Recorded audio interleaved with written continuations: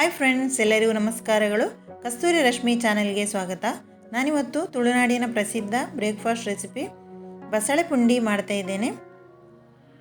ಇದಕ್ಕೆ ನಾನು ಒಂದು ಕಟ್ಟಿನಷ್ಟು ಬಸಳೆಯನ್ನು ತಗೊಂಡಿದ್ದೇನೆ. ಸೊಪ್ಪು ಮತ್ತು ದಂಟು ಎರಡನ್ನೂ ಇದಕ್ಕೆ ಯೂಸ್ ಮಾಡಬೇಕು, ಎರಡನ್ನೂ ಹಾಕಬೇಕು. ಬನ್ನಿ ಈ ವಿಡಿಯೋವನ್ನು ಶುರು ಮಾಡುವ. ನಾನಿಲ್ಲಿ 2 ಲೋಟದಷ್ಟು ಬೆಳ್ತಿಗೆ ಅಕ್ಕಿಯನ್ನು ತಗೊಂಡಿದ್ದೇನೆ. ಇದನ್ನೀಗ ನೀರಿನಲ್ಲಿ 1-2 ಗಂಟೆ ನೆನೆಯಲಿಕ್ಕೆ ಇಡ್ತಾ ಇದ್ದೇನೆ.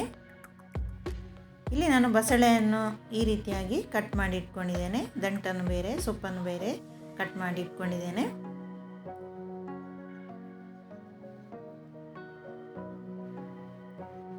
ನಾನೀಗ ಗ್ಯಾಸ್ ಸ್ಟವಲ್ಲಿ ಒಂದು ಕಡಾಯಲ್ಲಿ ನೀರನ್ನು ಹಾಕಿ ಅದನ್ನು ಕಾಯಲಿಕ್ಕೆ ಇಟ್ಟಿದ್ದೇನೆ.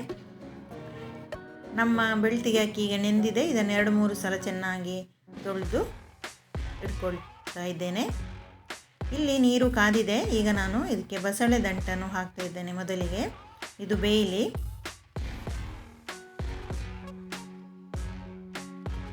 ಮುಚ್ಚಳ ಇಟ್ಟು ಇದನ್ನು ಬೇಯಿಸ್ತಾ ಇದ್ದೇನೆ. ಈಗ ನಾವು ಅಕ್ಕಿಯನ್ನು ಮಿಕ್ಸಿ ಜಾರಿಗೆ ನಾನು ಹಾಕ್ತಾ ಇದ್ದೇನೆ.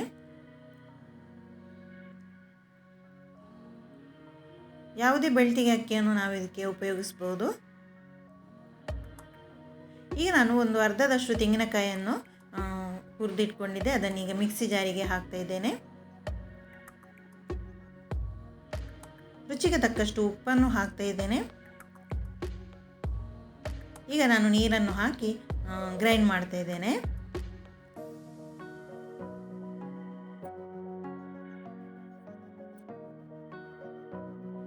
ಈ ರೀತಿಯಾಗಿ ನಾವು ನೈಸಾಗಿ ಗ್ರೈಂಡ್ ಮಾಡಬೇಕು.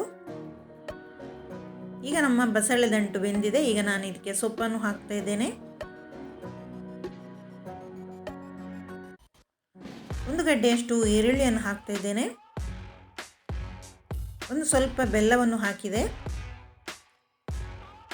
ಈಗ ಚೆನ್ನಾಗಿ ಮಿಕ್ಸ್ ಮಾಡಿ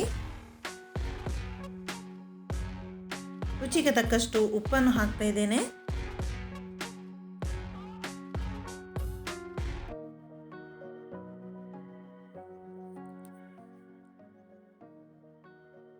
ಈಗ ಮುಚ್ಚಳವನ್ನು ಇಟ್ಟು ಒಂದು 15 ನಿಮಿಷ ಬೇಯಿಸುವ. ಈಗ ನಾನು ಒಂದು ಕಡಾಯಿಯನ್ನು ಸ್ಟವಲ್ಲಿ ಇಟ್ಟಿದ್ದೇನೆ. ಅದಕ್ಕೆ ಸ್ವಲ್ಪ ಎಣ್ಣೆಯನ್ನು ಹಾಕಿ ಈಗ ನಾನು ಹಿಟ್ಟನ್ನು ಹಾಕ್ತಾ ಇದ್ದೇನೆ. ನಾವು ಇದಕ್ಕೆ ಹಿಟ್ಟನ್ನು ನೀರು ಮಾಡಿ ಇಟ್ಕೊಳ್ಬೇಕು. ನೀರು ಹಾಕಿ ಈಗ ಮಿಕ್ಸ್ ಮಾಡ್ತಾ ಇದ್ದೇನೆ.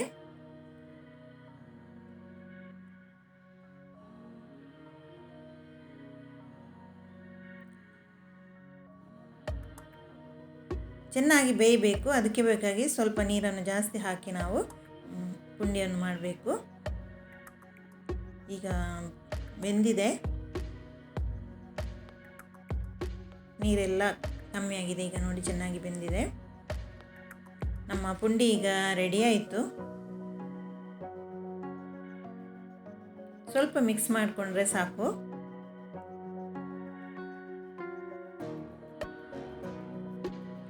ಈಗ ನಾವು ಚಿಕ್ಕ ಚಿಕ್ಕ ಪುಂಡಿಗಳನ್ನಾಗಿ ಇದನ್ನು ಮಾಡುವ. ನೋಡಿ ಈ ರೀತಿಯಾಗಿ ಪುಂಡಿ, ತುಂಬ ದೊಡ್ಡದು ಮಾಡಬಾರ್ದು. ಇದಕ್ಕೆ ನಾವು ಬಸಳೆ ಪುಂಡಿಗೆ ಚಿಕ್ಕ ಚಿಕ್ಕ ಪುಂಡಿಯನ್ನು ರೆಡಿ ಮಾಡಬೇಕು.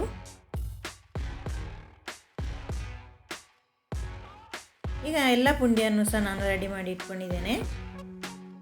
2 ಲೋಟ ಅಕ್ಕಿಯಲ್ಲಿ ಎಷ್ಟೊಂದು ಪುಂಡಿ ಆಗಿದೆ ನೋಡಿ. ಈಗ ಬಸಳೆ ದಂಟು ಸೊಪ್ಪು ಎಲ್ಲ ಬೆಂದಿದೆ. ಈಗ ನಾವು ಪುಂಡಿಯನ್ನು ಇದಕ್ಕೆ ಹಾಕುವ. ಈಗ ಎಲ್ಲ ಪುಂಡಿಯನ್ನು ಇದಕ್ಕೆ ಹಾಕುವ.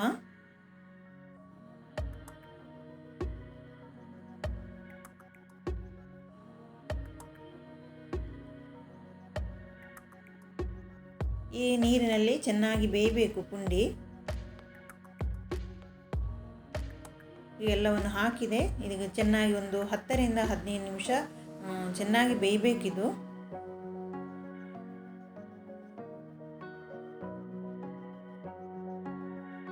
ನಾನೀಗ ಇದಕ್ಕೆ ಮುಚ್ಚಳವನ್ನು ಇಟ್ಟು ಬೇಯಲಿಕ್ಕೆ ಇಡ್ತಾ ಇದ್ದೇನೆ. ಈಗ ನಾನು ಕಡಾಯಲ್ಲಿ ಸ್ವಲ್ಪ ಎಣ್ಣೆಯನ್ನು ಹಾಕಿದೆ. ಅದಕ್ಕೆ ಒಂದು 7-8 ಮೆಣಸನ್ನು ಹಾಕಿದೆ.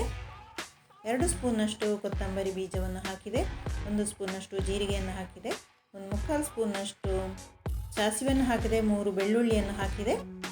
ಈಗ ನಾವು ಇದನ್ನು ಚೆನ್ನಾಗಿ ಫ್ರೈ ಮಾಡುವ.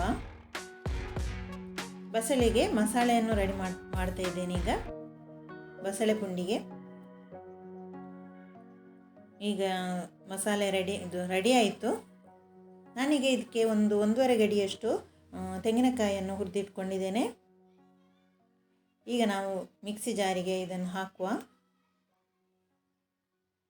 ಮೊದಲಿಗೆ ತೆಂಗಿನಕಾಯಿಯನ್ನು ಹಾಕ್ತಾ ಇದ್ದೇನೆ, ಈಗ ಮೆಣಸನ್ನು ಹಾಕ್ತಾ ಇದ್ದೇನೆ. ಸಾಂಬಾರ ಪದಾರ್ಥವನ್ನೆಲ್ಲ ಒಟ್ಟಿಗೆ ಹಾಕುವ.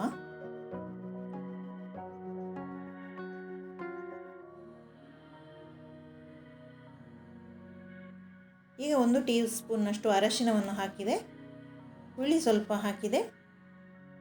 ಈಗ ನೀರನ್ನು ಹಾಕಿ ನಾವು ಇದನ್ನು ನೈಸಾಗಿ ಗ್ರೈಂಡ್ ಮಾಡುವ. ಇಲ್ಲಿ ನಮ್ಮ ಪುಂಡಿ ಬೆಂದಿದೆ, ಚೆನ್ನಾಗಿ ಬೆಂದಿದೆ. ನಮ್ಮ ಮಸಾಲೆ ಸಹ ಈಗ ರೆಡಿ ಆಯಿತು. ಪುಂಡಿಗೆ ಹಾಕುವ.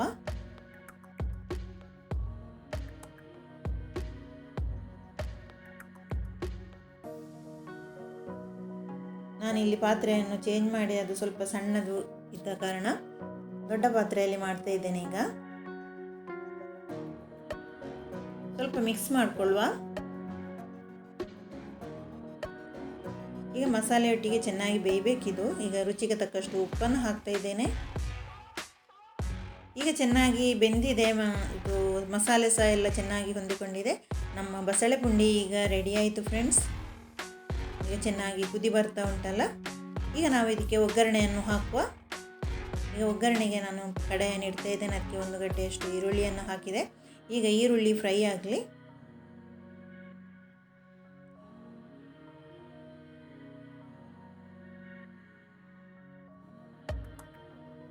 ಈಗ ನಾನು ಇದಕ್ಕೆ ಸ್ವಲ್ಪ ಕರಿಬೇವಿನ ಎಲೆಯನ್ನು ಹಾಕಿದೆ. ಈಗ ನಮ್ಮ ಒಗ್ಗರಣೆ ರೆಡಿ ಆಯಿತು. ಈಗ ನಾವು ಪುಂಡಿಗೆ ಹಾಕುವ. ತುಂಬ ಚೆನ್ನಾಗಿ ಕುದಿ ಬರ್ತಾ ಉಂಟು. ಈಗ ನಮ್ಮ ಬಸಳೆ ಪುಂಡಿ ಈಗ ರೆಡಿ ಆಯಿತು ಫ್ರೆಂಡ್ಸ್. ಈಗ ನಾನು ಸರ್ವ್ ಮಾಡ್ತಾ ಇದ್ದೇನೆ. ಬಹಳ ಮುಂಚಿನ ಕಾಲದಿಂದಲೂ ಮಾಡುವಂಥ ಬಸಳೆ ಪುಂಡಿ ರೆಸಿಪಿ ಈಗ ರೆಡಿ ಆಯಿತು. ತುಂಬಾ ಸಾಂಪ್ರದಾಯಿಕವಾದಂಥ ರೆಸಿಪಿ ಇದು.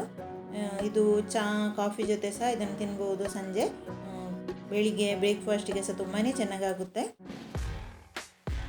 ಇವತ್ತು ನಾನು ಮಾಡಿದಂಥ ಈ ಬಸಳೆ ಪುಂಡಿ ರೆಸಿಪಿ ನಿಮಗೆ ಇಷ್ಟವಾದರೆ ಪ್ಲೀಸ್ ಲೈಕ್ ಮಾಡಿ ಮತ್ತು ಫ್ಯಾಮಿಲಿ ಫ್ರೆಂಡ್ಸ್ ಜೊತೆ ನನ್ನ ಈ ವಿಡಿಯೋನು ಶೇರ್ ಮಾಡಿ ಮತ್ತು ಚಾನೆಲ್ಗೆ ಸಬ್ಸ್ಕ್ರೈಬ್ ಮಾಡಿ, ಚಾನೆಲ್ಗೆ ಸಪೋರ್ಟ್ ಮಾಡಿ. Thank you for watching. Bye.